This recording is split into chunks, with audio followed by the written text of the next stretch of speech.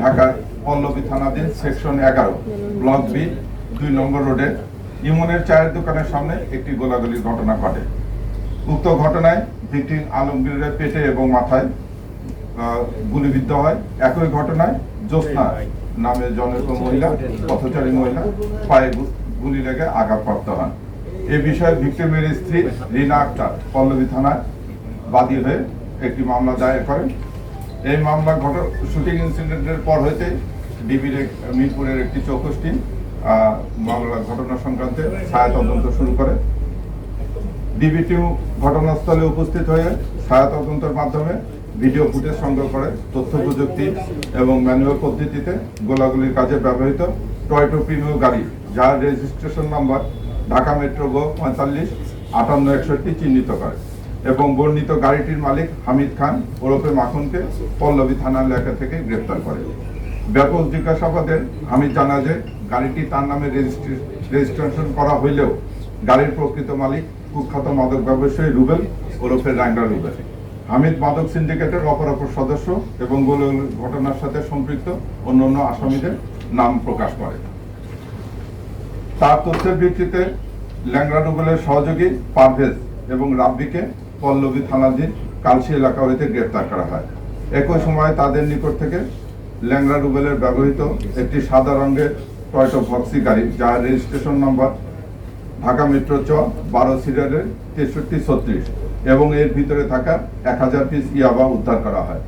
ব্যাপক জিজ্ঞাসাবাদে আসামি পারভেজ এবং রাব্বি জানায় যে রুবেল ওরফে ল্যাংড়া রুবেলের স্ত্রী ও তার পরিবারের সদস্যরা গাজীপুর জেলার একটি স্থানে আত্মগোপন করে রয়েছে। প্রাপ্ত তথ্যের ভিত্তিতে গোয়েন্দা মিরপুর বিভাগ তাৎক্ষণিকভাবে গাজীপুর জেলার শ্রীপুর থানা এলাকায় অভিযান পরিচালনা করে এবং ল্যাংড়া রুবেলের স্ত্রী ও পরিবারের সদস্যদেরকে সেখান থেকে গ্রেপ্তার করে। ল্যাংড়া রুবেলের স্ত্রী জিজ্ঞাসাবাদে জানায় যে গুলিবর্ষণের ঘটনায় প্রত্যক্ষ মূল আসামি ল্যাংড়া রুবেল ও তানজিন আহমেদ ওরফে বাপ্পা ওরফে শুটার বাপ্পা মিরপুর ঢাকা থেকে ঢাকার বাইরে পলায়নের জন্য প্রস্তুতি নিচ্ছে। উক্ত তথ্যের ভিত্তিতে তাৎক্ষণিকভাবে ডিবির অপর টিম রূপনগর থানাধীন ইস্টার্ন হাউজিং এর পাশে বেরিবেদ এলাকা থেকে গুলির ঘটনায় ব্যবহৃত লাল রঙের টয়োটা প্রিমিও গাড়ি, যার রেজিস্ট্রেশন নম্বর ঢাকা মেট্রো গ 45-5861 যোগে পালিয়ে যাওয়ার সময় ল্যাংড়া রুবেল অথবা ওরফে রুবেল ও বাপ্পা ওরফে শুটার বাপ্পাকে ডিবি গ্রেপ্তার করে। ডিবি গ্রেপ্তার কালে বাপ্পা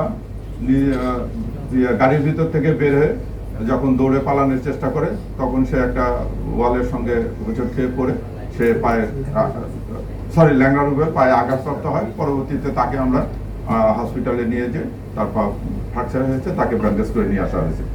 এই সময় তাদের কাছ থেকে গুলির ঘটনায় ব্যবহৃত একটি বিদেশি পিস্তল, 2 রাউন্ড গুলি এবং 2টি ম্যাগাজিন উদ্ধার করা হয়।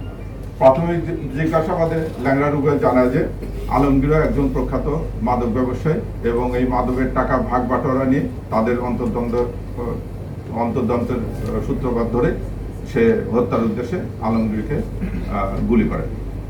ল্যাংড়া রুবেল এবং বাপ্পি তারা চিহ্নিত সন্ত্রাসী, তাদের নামে ঢাকা শহরের বিভিন্ন জায়গায় একাধিক মামলা রয়েছে। আমরা এই পর্যন্ত ল্যাংড়া রুবেলের বিরুদ্ধে 7টি এবং ওই বাপ্পির বিরুদ্ধে একটি হত্যা সহ মাদকের মামলা পেয়েছি।